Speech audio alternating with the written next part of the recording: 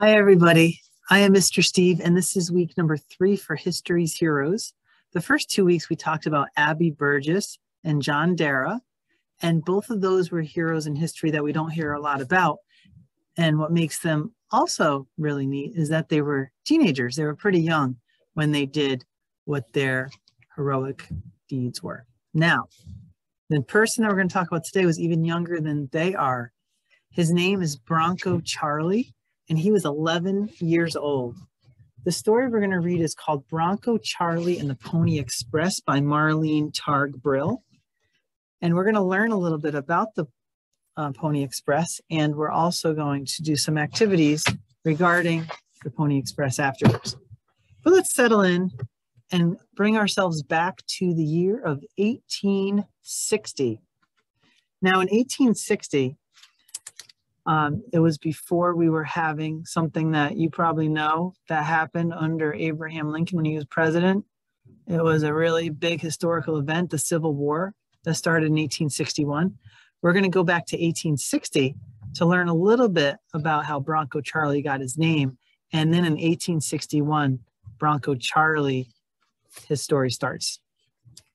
So this takes place Sacramento Valley, California, 1860. Julius jumped onto his first bucking bronco. The wild horse leaped to the left, it whirled to the right. It tried hard to shake the 10-year-old boy loose. But Julius clung to the reins until his fingers burned. Then the animal tripped. Julius tumbled to the ground and tears filled his eyes. Julius Miller loved horses. More than anything, he wanted to prove that he could be a cowboy. When he was 9 years old, his father sent him to sea to become a sailor. But Julius hated the sea. He jumped ship in California, and there he met a cowboy named Juan, who worked at a cattle ranch. Juan took Julius back to the ranch with him. Juan was the best horse tamer there. He taught Julius to ride horses, rope cows, and hunt bears. He was teaching Julius how to tame a wild horse. If Julius could tame this one, the animal would be his. Julius forced back tears at the sound of the cowboys laughing. They thought Julius was too small to tame such a wild, big horse. But he showed them. Julius got back on the bronco and stayed on. After that, the men called him Bronco Charlie, and the name stuck. Bronco Charlie tamed that first horse and many others. After a year, he started itching for a new adventure. One night, a scruffy old cowboy drifted into camp. He dazzled Charlie with stories about the new Pony Express. Pony Express riders changed how people got news. No railroads or good roads ran between Missouri and California in 1861. So California's scattered towns were cut off from the rest of the country. Express riders traveled through desert, Rocky Mountains, and Indian country. They rode all night, changing horses at stations 15 miles apart. They took an oath to stay on time. Express riders carried mail across 2,000 miles in just 10 days. That was 20 days faster than stagecoaches and 100 days quicker than boats. The old cowboy said that the Express used riders a little older than Charlie. Charlie dreamed of being part of the Pony Express. Next chance he had, he hightailed it from the ranch. He wanted to see the Pony Express for himself. And now we're in Sacramento, California, the city, in 1861. Charlie rode into the lively mining town of Sacramento. It had one of the biggest Pony Express stations in the West. Charlie followed the dusty road to the station. As he got closer, he heard the clip-clop of galloping hooves behind him. His heart pounded. Was he about to see a Pony Express rider? Charlie turned. All he saw was a horse with a mailbag and an empty saddle. People flooded into the streets to see the riderless horse. It was a Pony Express horse for sure, but no one knew what happened to the rider. "What you gonna do now?" a woman asked the station master. "The mail will be late this time," he answered. "We'll have to wait for the next rider." Everyone grew quiet. Charlie looked at their worried faces. He saw fear for the missing rider, But he also saw hunger for news from back east. Folks in the next town would hunger for it too. That spring, war had broken out between the states in the north and the south. Most Californians had family in those states. Charlie pushed to the front of the crowd. "I can ride," he said, and all eyes turned towards him. Some men said that Charlie looked too young. Pony Express riders handled fast, headstrong horses. They faced bears, wolves, and rattlesnakes. And they had to steer clear of unfriendly, well, it says Indians in this book because it was written before we said Native American. So I'm going to say Native American when we see that. White settlers had been taking away Native American land for many years. Some Native Americans fought back by attacking travelers. "If you give me a fighting chance, I'll show you what I can do," Charlie said. Before anyone could answer, Charlie handed his horse to a stranger. Then he swung into the saddle of the waiting Pony Express horse. The station master looked around. What choice did he have? He gave Charlie a horn.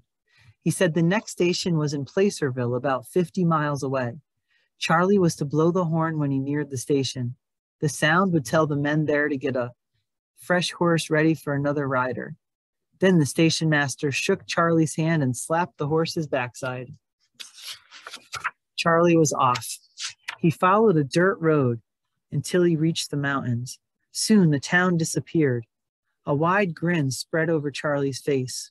For this one day, he was a true Pony Express rider. Charlie felt so important that he thought his buttons would pop. But he knew the ride wouldn't be easy. There were no roads or markings to help him find the way to Placerville. He was on a horse he'd never ridden, and he had to travel up and down steep mountain passes. Already the horse slipped climbing the rocky slopes. Charlie patted the horse to steady him. As they came around a bend, the wind picked up. Raindrops dotted Charlie's face. Before long, sheets of blinding rain soaked his clothes. Charlie reached for the soft leather mail pouch. Oiled silk sealed its pockets. He knew the letters would stay dry inside. It rained for hours. The trail became slick with mud. At one turn, the horse stepped into a small hole. Charlie slid off it to check its leg. He felt no broken bones, but the horse limped. Charlie walked him for a while, then he jumped on again. He had to get to Placerville. People were counting on him. As they rounded another bend, the rain stopped. The late afternoon sun appeared. For a while, a yellow glow lit the mountainside. Then the blackness closed all around them. Charlie shivered. He pulled his damp shirt tighter. He had never been in the mountains by himself at night. He always had cowboys singing or a herd of cattle to keep him company. Every critter cry and breaking twigs seemed louder in the darkness. Charlie remembered the rider whose place he had taken. What could have happened to him? Native Americans? Wolves? A bad fall? As the clouds cleared, the moon came out. At first, Charlie welcomed the light. Then moon shadows began to play tricks on him. Animals and birds looked like monsters. Tree branches seemed like grabbing arms. Suddenly, the horse leaped up in terror and spun around. Charlie tried to calm the spooked animal, but out of the corner of his eye, he saw something hiding in the trees. It was a man, and he raised a huge club. Was he a Native American? Charlie held his breath. He slowly pulled out a knife from his belt. He was about to throw it when the wind kicked up. The man moved, and Charlie burst out laughing. The man was really branches and leaves. For now, Charlie was safe. After many more hours, the sun came up. Charlie stopped on a ridge overlooking a small town. It was Placerville. A Pony Express sign hung on the last cabin on the road. He rode down the only mud road into the center of town. Then he reached for his horn and blew hard. The station master raced from the cabin to saddle a fresh horse. People rushed out of doorways to hear the latest news. The station master pulled the letters for Placerville from Charlie's mailbag. Then he stuffed other mail into the bag and sealed it again. A new rider grabbed the bag and jumped onto the fresh horse. The station master turned to Charlie. He had never seen such a young Pony Express rider. He asked Charlie how he came to ride. Charlie explained as best he could, but he was too tired to talk too much. The man showed him a bed where he could sleep. He said a stagecoach would take him back to Sacramento the next night. Charlie wished that he could ride for the Pony Express instead. Charlie slept clear to the next morning and awoke with rumbles in his stomach. He filled his belly with a warm meal. Then he sat at the station to wait for the stagecoach. At sundown, the blast of an express rider's horn made him jump. Charlie hurried from the station to greet the rider, but something was wrong. The rider bumped from side to side, trying to stay in the saddle. Then he toppled off his horse and sagged to the ground. He said that someone had shot him about 10 miles back. Charlie knew the man couldn't deliver the mail, so Charlie picked up the mail bag. He climbed on a fresh horse and he pointed it towards Sacramento. No one tried to stop him. The station master knew he could ride as fast as any Pony Express man. This time, the trip went smoother. Charlie remembered the way back. He knew the sounds of mountain animals and birds. He laughed at moonlit shadows from trees and rocks. He felt like he had been delivering mail for years. Charlie reached Sacramento the next afternoon. He blew his horn, and then he dropped off the mailbag and horse at the station door. The station master was surprised to see Charlie on another Pony Express horse. Charlie hoped the man would hire him on the spot, but he only said that Charlie could rest in the office. Then he would have to go home. The next morning, voices woke up Charlie. The men at the station had been talking. They said that Charlie proved himself. He was good enough to ride the Pony Express. Did he want the job? Oh, yes. Charlie wanted it more than anything. Charlie was sworn in at the station that day. He gave his word that he would never fight, drink, or curse. And the youngest Pony Express rider promised to always deliver the mail on time. And so at the end, it has a little bit of information about what happened to Charlie after this. So we're just going to read a little bit here. Charlie delivered mail for another 5 months. And then on October 18th, 1861, the first telegraph message was sent. Telegraph messages traveled across the country through wires, and each message arrived in a flash. 8 days later, the Pony Express closed. But Charlie continued to find adventures riding horses. He traveled the world with Buffalo Bill's Wild West show. He tamed horses for Teddy Roosevelt, who later became a U.S. president. He protected U.S. borders as a Texas Ranger. And then in 1931, Bronco Charlie made one last ride to deliver mail. By then, cars had replaced horses. Some people even flew by airplane. Still, Charlie wanted to travel from New York City to San Francisco by horseback. He rode 30 miles a day through snow, rain, and sandstorms. The trip took 7 months and 23 days. At age 81, Charlie was the only person to ever cross the country on a horse. Could you believe that? 81 years old, he did that. And he died at the age of 105. So that is one long life. And he also wrote a book, which is where a lot of the story came from that we saw here, Bronco, Charlie, and the Pony Express. In a moment, we're going to watch a short video. It's about 3 minutes long that tells a little bit more information about the Pony Express. But first, I wanted you to think about what makes Bronco Charlie, or what made Bronco Charlie a hero. What do you think? Well, I think one of the things that made him a hero is there was something that needed to be done, and he stood up and offered to do it. And I think he was also a hero because he conquered his fears. And it's scary. He was young. He was only 11 years old, and he's out there in the dark in the mountains and not knowing where he's even going and what's making the noises and all that. But he was brave, and he did that. And I think that makes him a hero. And plus, during that time, like we heard in the story, news was super important because of the Civil War going on. People in California wanted to hear from their loved ones to make sure they were okay, and they wanted to know what was being said in the East Coast where we are. They wanted to know what the president was saying. They wanted to know all those things, and they didn't have any way to get that information except at that point through the Pony Express riders. Okay, so let's watch a video.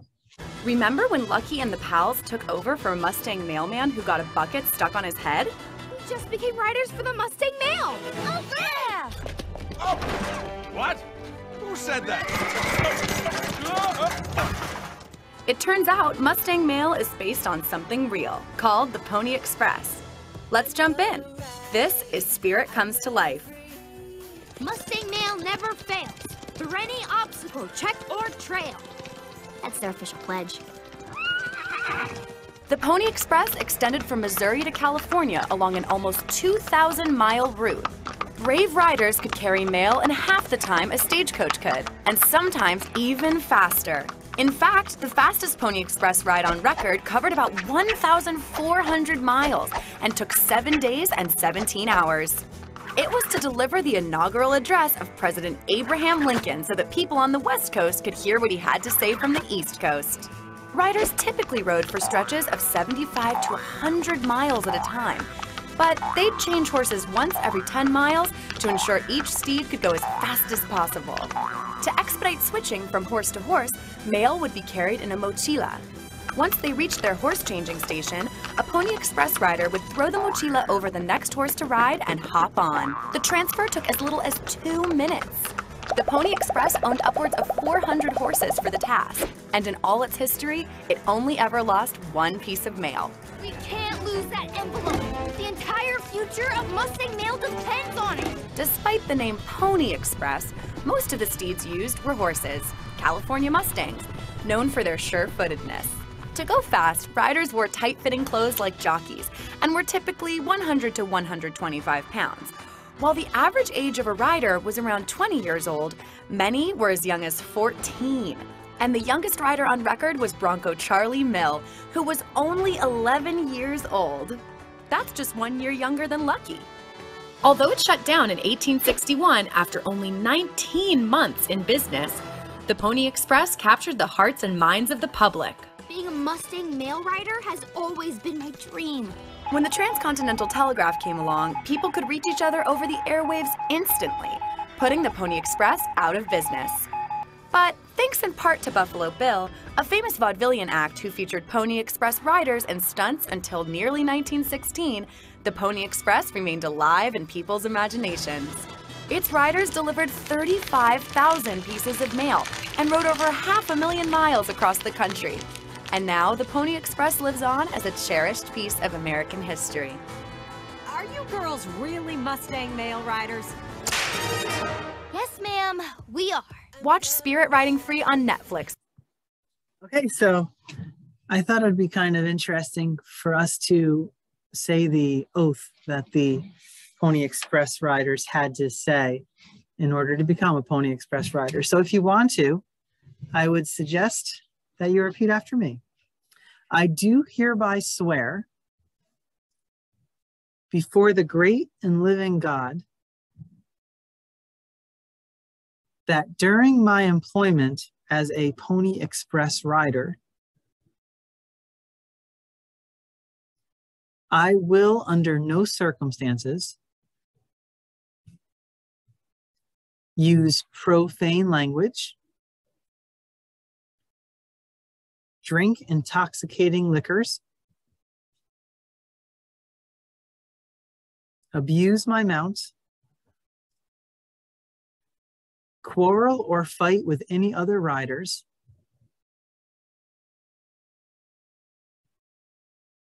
and so that in every respect, I will conduct myself honestly, be faithful to my duties, and so direct my acts to win the confidence of everybody. And that was it. All right, so for some different activities that I thought you might be interested in doing. For example, this right here is a Pony Express ad. An actual Pony Express ad. So Pony Express, St. Joseph, Missouri to California in 10 days or less. Wanted, young, skinny, wiry fellows, not over 18, must be expert riders willing to risk death daily. Orphans preferred. Wages $25 per week. apply Pony Express stables in St. Joseph, Missouri, which is where the Pony Express started. You could totally make your own ad. Like if you were looking for a Pony Express rider, what would you be looking for and how would you present the ad? That would be a pretty fun thing to do. Also, I wanted to show you, this is a map of the United States, or the western part anyway. And right over here is Missouri, and that is St. Joseph, which is where the Pony Express starts.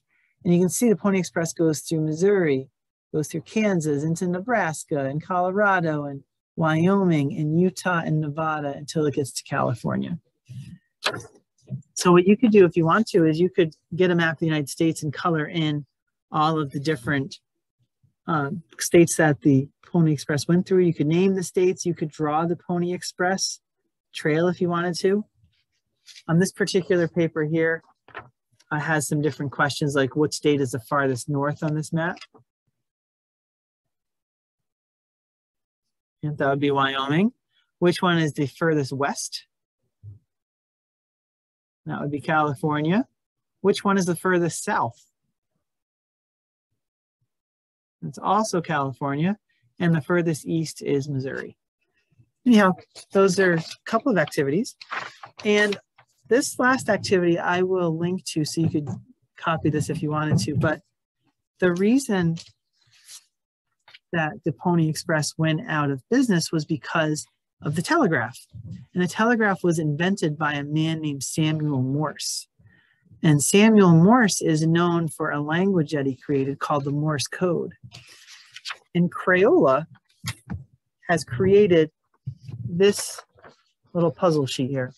So this is how the Morse code is done. So each one of those letters is represented by a certain dot and then line. So you see the A is just dot line and B is line dot dot dot. Anyhow, on the bottom it has 4 different words that you can make by just following what the different symbols are. So this here, dot line, and the first number 1, the first letter of that is dot line. So that would be the letter A. And just keep on going and figuring out what each of those words are. Okay, everybody. Well, thank you for watching.